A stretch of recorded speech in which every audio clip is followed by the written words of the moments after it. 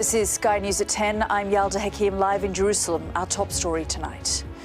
A significant escalation in the conflict between Israel and Iran. Israel's defense minister saying Iran's supreme leader cannot continue to exist as a hospital is hit in a missile strike. Attention turns again to Washington amid international calls for de-escalation. Donald Trump talks up the chance of a deal. I have a message directly from the president, and I quote, "Based on the fact that there's a substantial chance of negotiations that may or may not take place with Iran in the near future, I will make my decision whether or not to go within the next 2 weeks." We need to de-escalate this. Yes, the nuclear issue has to be dealt with, but it's better dealt with by way of negotiations. Also tonight, one of the UK's most prolific predators is jailed for life. Chinese PhD student Zhen Haozhou drugged and raped 10 women in London and China. Police fear he could have dozens more victims. A boost for businesses. Sky News learns the government is considering a cut to industrial energy prices to put British firms on an even footing with their European rivals. And scaling new heights, a squad announcement with a difference as Wales prepares for its first ever major women's tournament. Plus, we'll take a first look at tomorrow's front pages. That's in our press preview from 10:30 right through to midnight.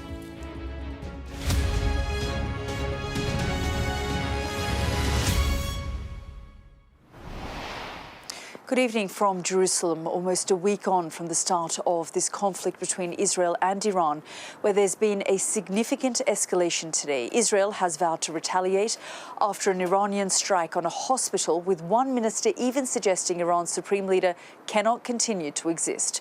Iran says it was targeting a military facility nearby, but this is another night where the people of these two countries and indeed the world look towards Washington. And after days of Donald Trump ramping up the rhetoric, the US president said today there's a substantial chance of negotiations and he'll decide on American involvement in the next 2 weeks. Well, while he considers his options, the tit-for-tat missile strikes between Iran and Israel go on. The Israeli military has focused on multiple military, nuclear and civilian sites across Iran and says it attacked the Iraq nuclear reactor, which is still under construction. Satellite images showed a large blackened hole in the roof of the reactor. Iran's targets have included Israel's educational and energy facilities and government buildings. The Soroka hospital in the southern city of Beersheba was hit today, leaving 2 people seriously injured and around 40 others wounded. Sky's Cordelia Lynch sent us this report from the city.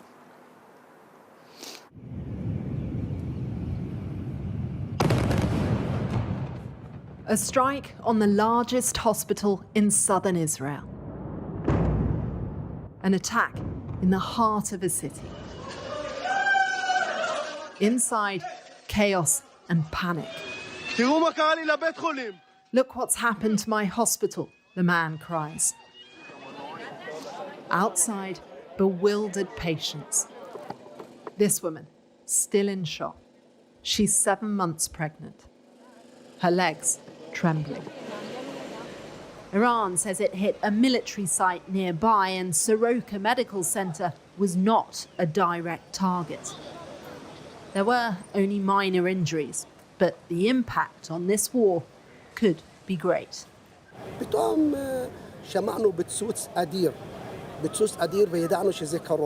Suddenly, we heard an enormous explosion. We knew it was close.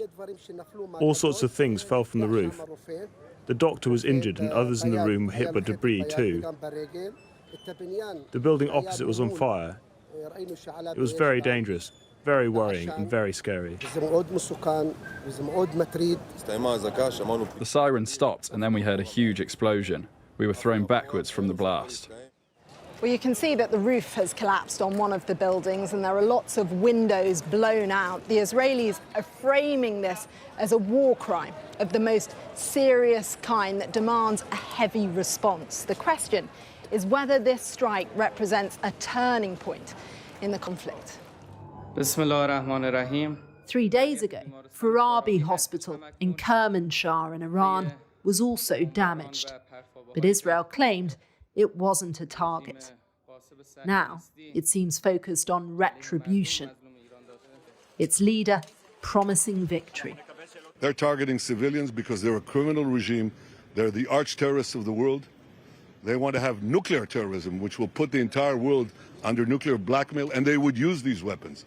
That's what the Ayatollah Khamenei says that he would do. He would use these weapons to wipe Israel off the map. Well, he's not going to. We're not going to let him. And we're in the process of achieving a tremendous victory. The drumbeat of war is sounding louder. Far-right politician Itamar Ben-Gvir among the emboldened, calling for the Iranian regime to be annihilated and praising Donald Trump. What do you want Donald Trump to do? What do you want him to do? In Iran, the civilian death toll is far higher. Human rights groups estimate 600 people have died. But the human cost here is a harder story to tell. Images of this funeral among the few to emerge as the country faces an internet blackout. This is the latest attack on Iran's nuclear facilities, a heavy water reactor, one Israel claimed could be used for plutonium production in the future. The last 24 hours have felt like a warning shot. Dynamics fragile, the sands shifting, and everything looking a lot more precarious. Cordelia Lynch, Sky News, Beersheba in southern Israel. Well, all week, President Trump has kept his cards close to his chest, saying yesterday, no one knows what I'm going to do. It's a public holiday in the US today, and we haven't heard from the president himself, but his thought process perhaps became a little clearer, and we got a hint of one possible strategy, courtesy of the White House press secretary, Caroline Leavitt. Let's just have a listen. Regarding the ongoing situation in Iran, I know there has been a lot of speculation amongst all of you in the media regarding the president's decision-making and whether or not the United States will be directly involved. In light of that news, I have a message directly from the president, and I quote, "Based on the fact that there's a substantial chance of negotiations that may or may not take place with Iran in the near future, I will make my decision whether or not to go within the next 2 weeks." That's a quote directly from the president for all of you today. And that was Caroline Leavitt. Let's go straight to our Washington correspondent, Mark Stone, and our political correspondent, Liz Bates. First to you, Mark. And for the last few days, everyone's trying to figure out what Donald Trump is thinking. I guess no one thought he would ask for another 2 weeks.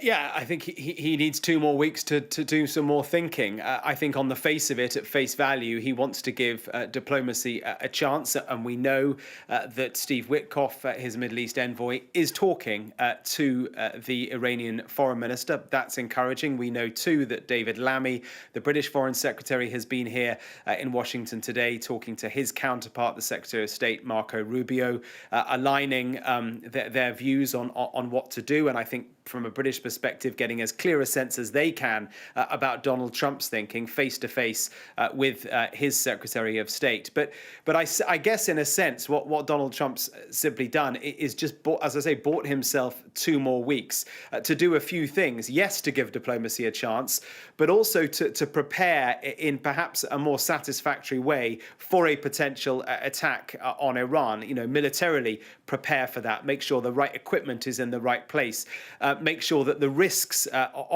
associated with such an attack are mitigated, the troops in the region, and also the political risks for him too. His base here in America, the sort of MAGA crowd, the America First coalition that he has brought together over the course of just a few months, they are deeply, deeply split on the prospect of him getting involved in Iran. So I think he needs to massage the narrative there. He needs to either prepare them for something or give himself a bit more time to listen to their voices. And one of the MAGA faithful, Steve Bannon, very influential, former strategist in the White House, he had lunch with Donald Trump today. He is vehemently against any American involvement in Iran.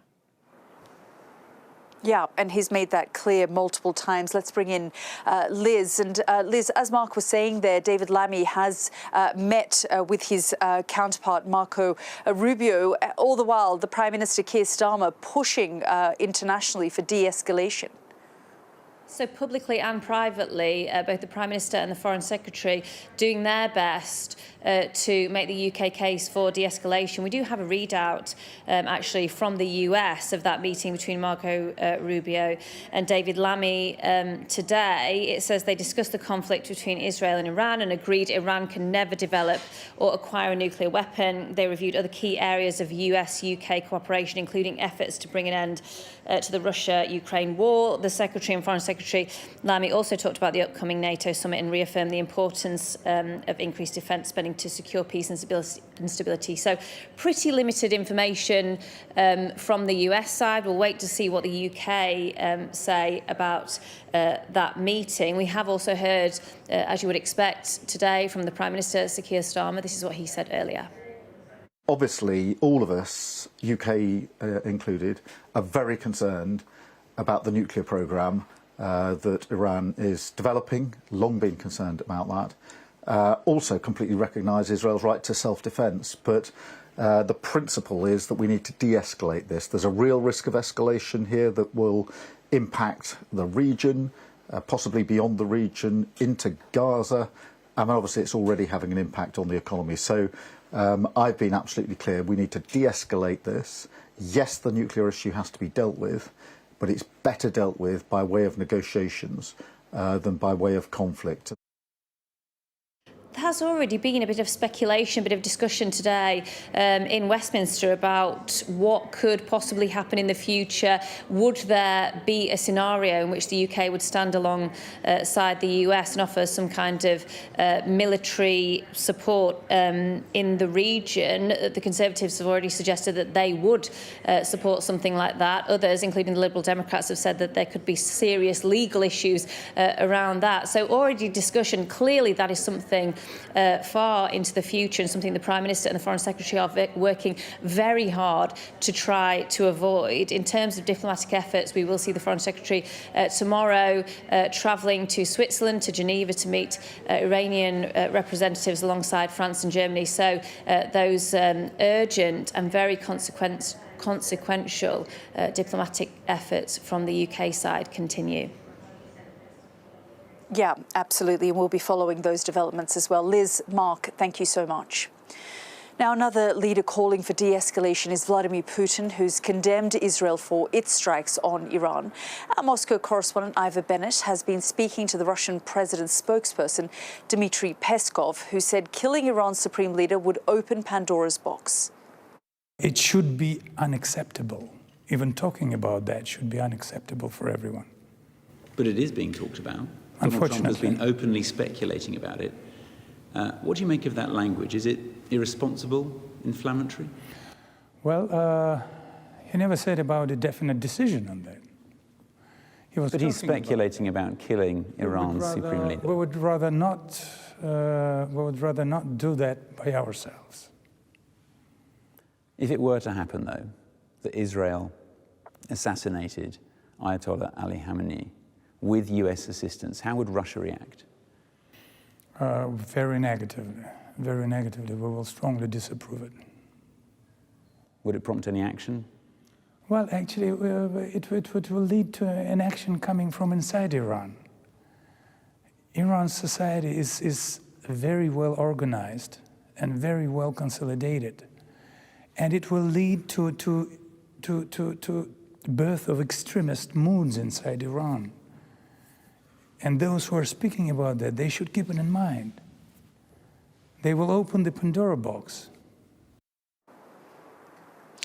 That was Dmitry Peskov speaking to our Ivor Bennett there. Well, as Mark Stone was saying there, Donald Trump has now bought himself 2 more weeks until he says that he will be willing and ready to make a decision on this developing situation. In the meantime, we will be monitoring what's happening here on the ground, and no doubt that we will continue to see Iran launching ballistic missiles on Israel, and of course Israel continuing its airstrikes across Iran, with civilian populations being impacted on both sides. But for now, Anna, back to you in the studio.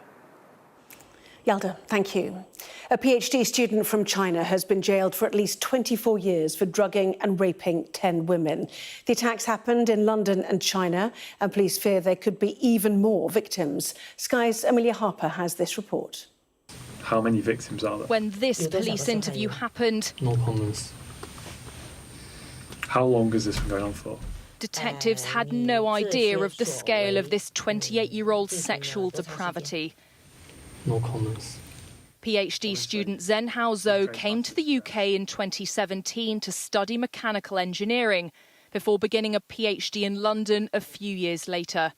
But outside of his lectures, he sexually assaulted young Chinese women. After seeing that, is there anything you want to tell me? Despite his silence, a jury found him guilty of 11 counts of rape against 10 women between 2019 and 2023 in both London and China. Now he faces a life sentence with a minimum of 24 years in prison. He used the drug butanediol, a date rape drug, when swallowed, rendering his victims unconscious.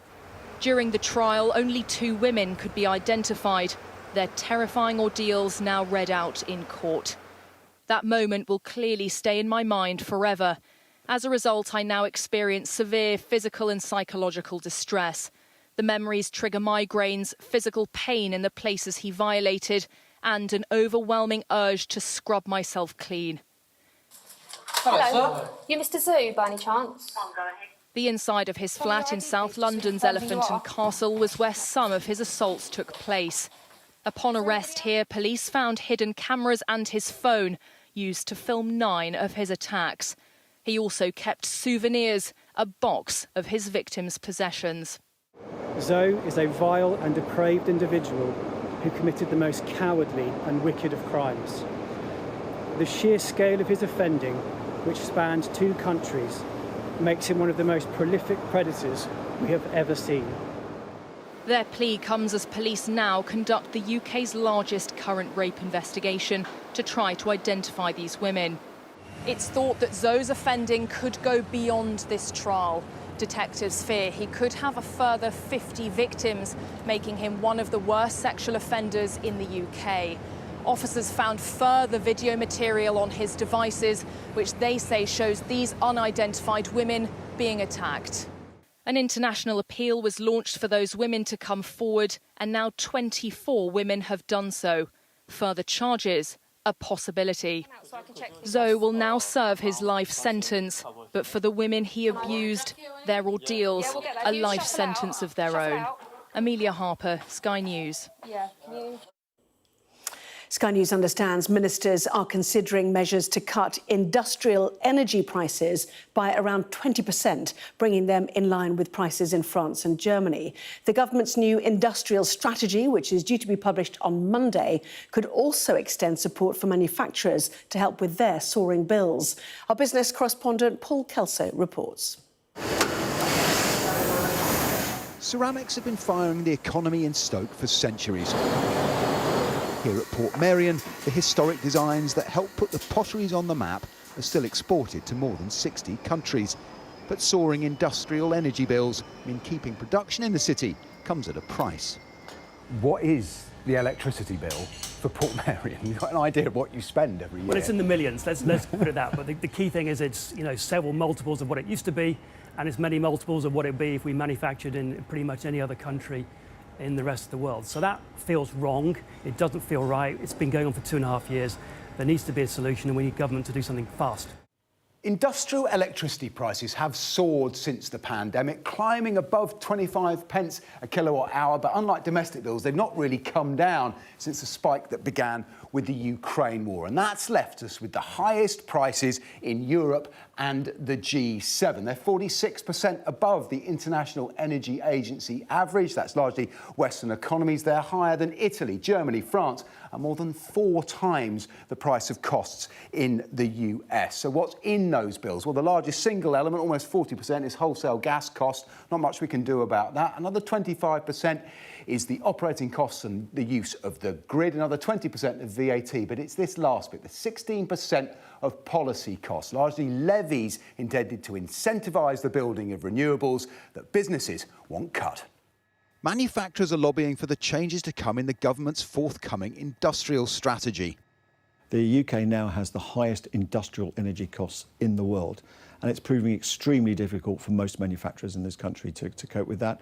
But by far the biggest element of the cost is around what we call policy costs, the other charges, the carbon levies, the network charges, the other elements that are loaded onto the wholesale price, which makes us so much more uncompetitive than all the other manufacturing countries. So you want those cut? We want them taken out, Paul, completely. Sky News understands ministers are actively considering measures to cut prices for manufacturers to European levels. Exactly how will be revealed in the industrial strategy next week.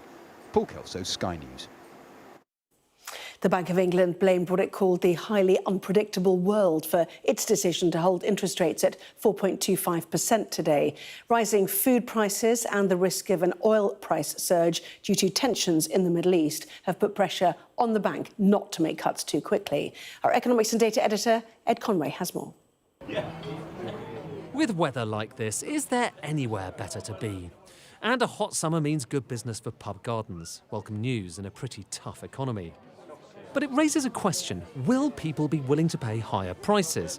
After all, everyone's still feeling the squeeze, but costs for places like this are going up too.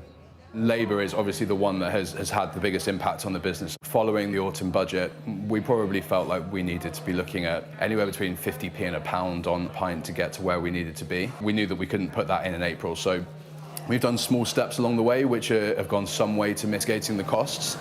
It's decisions like this across the economy that will determine where inflation goes and, by extension, what the Bank of England does about it. For the time being, it's leaving rates on hold, but for how long? So staying at 4.25%, no one really expected them to come down, but nonetheless, that's where they are. Not long ago, actually, a lot of people out there in the market thought rates were going to come down even more quickly, but now maybe another cut in August and then potentially after that, but slightly more gradually, coming down more gradually. And part of the explanation for that is what's going on with the wider economy. In particular, look at inflation. So this is showing you overall inflation rate, 3.4%. That's kind of where the bank thought it would be around now. But food inflation, they talked about specifically in the minutes, and that's rising by 4.4%. That's higher than a lot of people had thought and seems to be going up even faster. And then there's the bigger picture. So overall uncertainty, so much uncertainty about what's going on in the economy and geopolitics, to the extent that this measure of uncertainty is now up to the highest rate, so the most uncertain in decades. For homeowners like David, who was recently made redundant and needs to refix his mortgage, rates can't come down soon enough. He's now facing a jump of £200 a month. It's a massive worry because the household expenditure that we actually have is based around me having a job at a certain wage, which has obviously been consistent over the period of time. Now that isn't the case. It might be the height of summer, but the Bank of England is trying to think ahead to what inflation looks like in the winter and next summer and the one after that. That will determine what happens next with interest rates. Ed Conway, Sky News. The UK could be on the eve of perhaps the biggest social change in a generation as MPs prepare for a crucial vote on the assisted dying bill. The MP behind the bill says she's confident that she has enough support, and polling suggests the majority of the public backs the plan. Our health correspondent, Ashish Joshi, has been looking at how the law could work in practice. You said something very profound when that result was announced. Yeah. It was that I can die in peace. Frank didn't know if she would still be alive today when we spoke to her last November. That's when the assisted dying bill passed its second reading.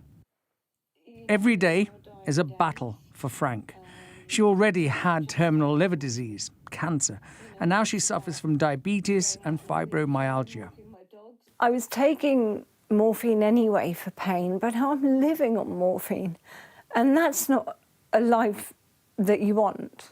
The Royal College of GPs says the assisted dying process should happen outside of general practice. Dr. Susie Caesar is in favour of the bill being passed. I'd say to you as my GP, I need you to be in my head that I have days, I have nights, and they're becoming progressively stronger, where I just feel I want to just go to sleep.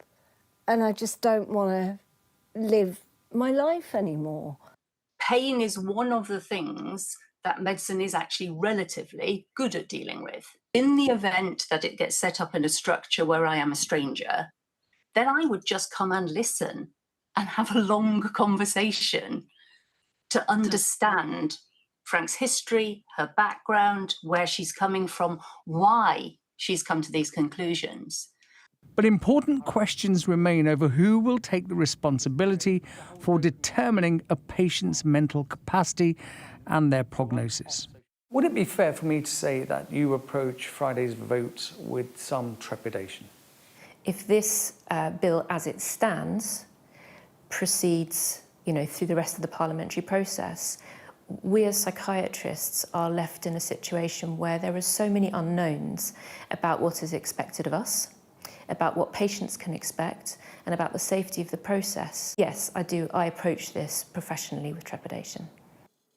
Frank continues to defy her prognosis, but she doesn't look further than the next 6 months. It's not going to happen in my lifetime, but the thought that people like me who still try to look nice, who still try to have a life and everything, that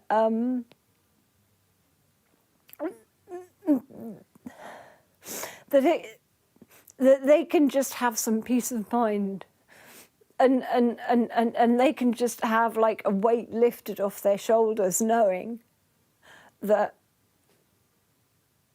they're going to be able to do it peacefully with their family and everything. Ashish Joshi, Sky News. A government whip has resigned tonight over the proposed changes to disability benefits. In a letter to the Prime Minister, Vicky Foxcroft, the MP for Lewisham North, said she could not vote for reforms which include cuts to disabled people's finances. Responding tonight, the government said the welfare system is broken and it's fair and responsible to fix it. The plans will return to the Commons on the 1st of July. President Zelensky has appointed a new commander of Ukrainian land forces, replacing a commander who resigned over a Russian strike on a training area. The news came as the latest round of prisoners of war swaps with Russia took place. The group included many injured or sick prisoners who'd been held captive for more than 3 years since the early months of Russia's invasion of Ukraine. Back here, the UK Health Security Agency has issued an amber heat health alert for all of England, in force until Monday morning as temperatures exceed 30 degrees. The agency is warning of significant impacts across health and social care services, with deaths likely to rise. Today, the temperature hit 32.2 degrees at Kew Gardens in southwest London. Now, a SpaceX rocket has exploded before launch, sending this dramatic fireball into the sky. Starship 36 was preparing for its 10th test flight from the launch site in Texas. The company described the incident as a major anomaly. Elon Musk attributed the blast to a nitrogen storage unit failure. Wales have announced their squad for the Women's Euros, and because it's the first ever major tournament for the women's national team, they went above and beyond with the announcement. Our sports correspondent Rob Harris has this report. Welsh football has scaled new heights, qualifying for a first women's tournament, and the 23 players picked for the Euros trip were revealed here, in Snowdonia, at 3,500 feet at the peak of Yr-Wyddfa. Among them, goalkeeper Olivia Clark. I kind of worked my way up the pyramid, and I'm just so grateful for this opportunity, and I think a lot of us are, and we've all made our own way, whether that be working 3 jobs to play football at the same time. We've all had our own stories, and I think that makes it even more special. While remembering generations who climbed mountains, who fought to overturn a 5-decade ban on women's football until the 1970s, and had to wait until 1993 for an official national team to be launched. Now finally, Champions League winner Jess Fishlock, who has played more times and scored more goals for Wales than anyone else, makes it to an international tournament at 38. Midfield star Sophie Ingle also made the cut, despite missing all of Chelsea's treble-winning season with an ACL injury. So it's a special place for you up here? Absolutely. This is definitely somewhere I've been coming my whole life. So. Manager Rhian Wilkinson will be needing all that quality. in a group featuring the past two European champions, England and the Netherlands, as well as France. The pressure is on those three teams. No one outside of Wales expects anything of Wales, and that is their problem. I mean, we know internally as a team, but equally the whole of Wales, I think, believes that this team can do something special. And instead of concentrating on results, instead of thinking like that, we talk about consistency of performance. Coming to the summit of the highest mountain in Wales is about more than showing off the scenery. Welsh football has used this mountain to symbolise the challenge, finally making it to a major tournament. Wales have shaken off the baggage of past disappointments to make history, but they'll be hoping qualifying isn't the peak of their ambitions in Switzerland next month and the years to come. Rob Harris, Sky News at the summit of Owitha. Well, so it seems Israel is preparing to bomb Iran once again. The Israeli military has issued evacuation warnings to residents in industrial areas, they said, of Iran's Kalesh Talishan village. This is in the northern part of Iran. The Israeli military says the evacuation warning comes as it prepares to strike Iranian military infrastructure, so that conflict continues. Well, that was Sky News at 10. Coming up, we will take a first look at tomorrow's newspapers in the press preview tonight. Joined, as you can see, by the editor of The Courier, David Clegg, and the deputy political editor of The Mail on Sunday, Anna Mikhailova. Back with that and plenty more in a moment. Among the stories we'll be discussing is this, as you can see, on the front page of The Guardian about the conflict between Israel and Iran. Trump will decide on an Iran attack within 2 weeks. That and plenty more after this.